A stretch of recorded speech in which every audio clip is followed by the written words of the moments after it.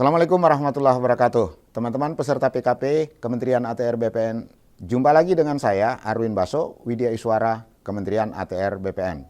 Kali ini saya akan menjelaskan kepada Anda semua strategi pembelajaran agenda 2 pada pelatihan PKP. Namun sebelum kita mulai, teman-teman, mari kita lihat apa kata Steve Jobs. Dia bilang, learn continuously. There is always one more thing to learn. Artinya apa, teman-teman? Belajarlah seterusnya, karena selalu ada satu lagi yang perlu kita pelajari. Ini seharusnya menginspirasi kita semua bahwa kita tidak boleh berhenti belajar. Nah, teman-teman, Anda mungkin sudah baca bahwa di dalam agenda 2 ada 4 modul utama yang harus Anda pelajari. Yang pertama adalah diagnosa organisasi. Yang kedua, berpikir kreatif dalam pelayanan. Yang ketiga, membangun tim efektif di era new normal. Dan yang keempat, kepemimpinan dalam melaksanakan pekerjaan. Apabila kita gambarkan dalam bentuk grafis, maka seperti yang Anda lihat ini. Diawali dengan Anda mempelajari diagnosa organisasi. Kemudian berpikir kreatif dalam pelayanan. Apa yang Anda identifikasi di dalam diagnosis organisasi, di mana Anda akan diminta atau Anda akan diajak untuk mencari, ibarat seorang dokter, penyakit dari organisasi itu apa sih? Apa sih masalah-masalah pelayanan yang dihadapi oleh organisasi? Nah, setelah itu ketemu, maka Anda kemudian menerapkan materi pembelajaran berpikir kreatif dalam pelayanan untuk menemukan solusi apa yang akan bisa diambil atau bisa dijadikan alternatif untuk menyelesaikan permasalahan yang Anda identifikasi tadi. Selanjutnya, membangun tim efektif di era new normal akan membahas persoalan-persoalan bagaimana kita mengimplementasikan gagasan-gagasan kreatif dan inovatif untuk menyelesaikan masalah tadi. Dan semua ini dirangkum dalam kepemimpinan dalam melaksanakan pekerjaan di mana Anda sebagai pimpinan di level pengawas harus dapat memimpin tim yang efektif tersebut, menerapkan inovasi yang ada identifikasi untuk menyelesaikan masalah-masalah yang ada. Apa isi materi atau modul diagnosa organisasi? Anda bisa lihat di sini. Apa isi materi atau modul berpikir kreatif dalam pelayanan? Anda juga bisa lihat di sini. Apa isi materi membangun tim efektif di era new normal? Anda juga bisa lihat di sini. Dan apa isi materi kepemimpinan pelaksanaan pekerjaan, itu Anda juga bisa lihat di sini. Teman-teman sekalian, kita lanjut kepada skenario pembelajaran agenda 2. Apa saja proses-proses yang akan Anda lalui di dalam mempelajari agenda 2 ini? Yang pertama, tahapannya adalah belajar mandiri atau biasa kita sebut self-learning. Dalam self-learning ini Anda belajar sendiri. Anda mempelajari modul dan Anda mencari sumber belajar lainnya yang mungkin Anda bisa temukan dan akan memperkaya materi yang Anda pelajari di dalam self-learning. Pada tahapan yang kedua, teman-teman, Anda akan mengikuti sinkronus dan asinkronus learning selama 2 sesi. 2 sesi sinkronus dan 1 sesi asinkronus. Ini dilaksanakan secara online. Dan pada tahap yang ketiga, Anda akan mengikuti proses pembelajaran yang dilaksanakan di kelas dan diampu atau dipandu, difasilitasi oleh satu orang Widya Iswara. Teman-teman, kita coba ulas satu persatu proses-proses yang akan Anda lalui dari sejak self-learning sampai kepada pembelajaran klasikal. Yang pertama, pada proses self-learning atau belajar mandiri ada 4 modul, tadi sudah disebutkan yang akan Anda pelajari. Dan di samping itu Anda diminta memperkaya dengan mencari referensi dan sumber-sumber lain yang mungkin Anda temukan dan akan memperkaya pemahaman Anda terhadap materi dari masing-masing modul tersebut. Selanjutnya, di akhir proses belajar mandiri ini Anda punya tugas. Anda harus bikin esai dari masing-masing modul.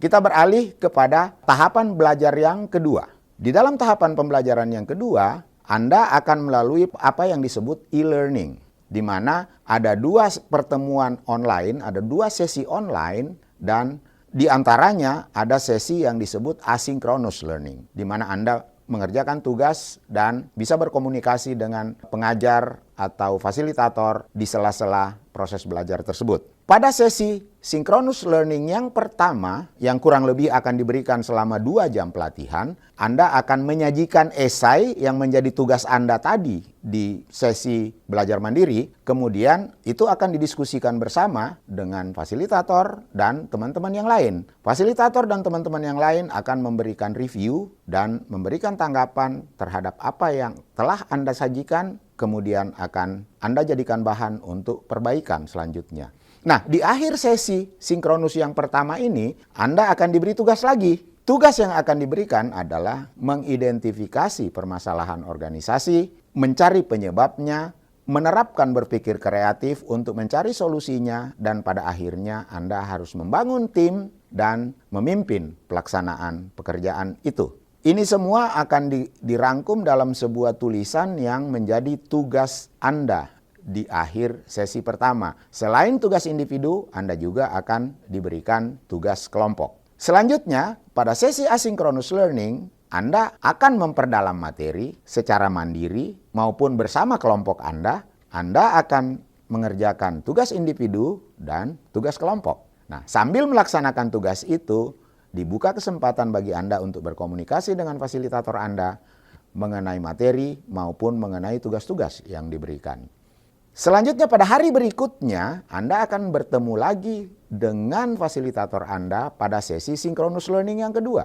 Pada sesi synchronous learning yang kedua ini, Anda akan diminta untuk menyajikan hasil tugas Anda baik individu maupun kelompok di kelas elektronik atau di kelas online. Diskusi ini, penyajian ini akan diikuti dengan diskusi tanggapan dari teman-teman yang lain, kemudian direview oleh pengajar atau fasilitator, kemudian akan diberikan penguatan materi yang berkaitan dengan agenda 2. Apa kelebihan-kelebihan, apa kekurangan-kekurangan, apa saja yang harus Anda sempurnakan. Penyempurnaan dari tugas ini Anda akan kerjakan sebagai tugas Anda di akhir sesi kedua synchronous learning ini, yang merupakan tugas Anda kemudian untuk dilaksanakan di dalam proses belajar mandiri sampai kepada pelaksanaan pembangunan komitmen bersama dengan mentor. Ini akan Anda bawa pada saat Anda mengikuti pembelajaran klasikal pada tahapan pembelajaran agenda 2 yang ketiga. Pembelajaran akan dilaksanakan secara tatap muka. Anda datang ke kampus PPSDM di Cikeas dan akan bertemu langsung dengan fasilitatornya. Tentunya komunikasinya akan jauh lebih intens dibanding sebelumnya. Teman-teman, di dalam sesi klasikal ini, di hari pertama akan diawali dengan ceramah. Ceramah tentang pelayanan publik, ceramah tentang berpikir kreatif. Di dalam ceramah ini, Anda harus bisa menangkap kaitan dari substansi ceramah dengan materi-materi serta tugas-tugas yang telah Anda kerjakan. Setelah ceramah, maka Anda akan bertemu dengan fasilitator Anda yang kemudian akan berdiskusi mengenai substansi ceramah dikaitkan dengan substansi keempat modul dari materi agenda 2 yang telah Anda pelajari. Setelah itu, fasilitator Anda akan memfasilitasi Anda mendiskusikan kembali, mempertajam kembali, memperdalam kembali materi-materi menyangkut diagnosis organisasi, menyangkut berpikir kreatif dalam pelayanan, menyangkut membangun tim efektif di era new normal, lalu kemudian menerapkan kepemimpinan dalam pelaksanaan pekerjaan. Apa tugas Anda? Tugas Anda adalah melakukan self-review terhadap apa yang sudah Anda kerjakan sebelumnya. Karena ini adalah merupakan titik awal dari rancangan aksi perubahan yang akan Anda buat. Pada tahapan berikutnya, Anda akan mengikuti proses pembelajaran klasikal yang kedua. Pada proses pembelajaran klasikal yang kedua ini, sebelumnya, di hari sebelumnya Anda mendapatkan tugas untuk merapikan kembali tugas-tugas Anda yang merupakan proposal dari rancangan aksi perubahan Anda, maka pada hari kedua Anda akan diminta untuk menyajikannya kembali. Dan disitulah akan terbangun kembali diskusi dengan fasilitator, dengan teman-teman yang lain menyangkut apa yang Anda telah buat. Pada kesempatan ini, apa yang Anda buat akan semakin kaya dan kualitasnya akan menjadi semakin baik. Nah, teman-teman sekalian, sebagai akhir dari proses pembelajaran klasikal sesi kedua ini, fasilitator akan membantu Anda menarik kesimpulan terhadap apa yang telah Anda capai. Sejauh mana Anda telah mempelajari seluruh materi ini, sejauh mana Anda telah bisa menerapkannya di dalam rancangan atau proposal rancangan aksi perubahan yang telah Anda buat, yang kemudian Anda akan dibekali dengan catatan-catatan atau Anda dapat membuat sendiri catatan-catatan yang akan Anda tindak lanjuti, apa saja yang akan Anda cari di dalam proses belajar selanjutnya dalam studi lapangan maupun dalam diskusi dengan coach dan mentor. Nah, itulah keterkaitan satu sama lain dari agenda 2 sampai kepada penyusunan rancangan aksi perubahan. Oke teman-teman, itu yang saya sampaikan pada hari ini. Terima kasih atas segala perhatiannya. Assalamualaikum warahmatullahi wabarakatuh.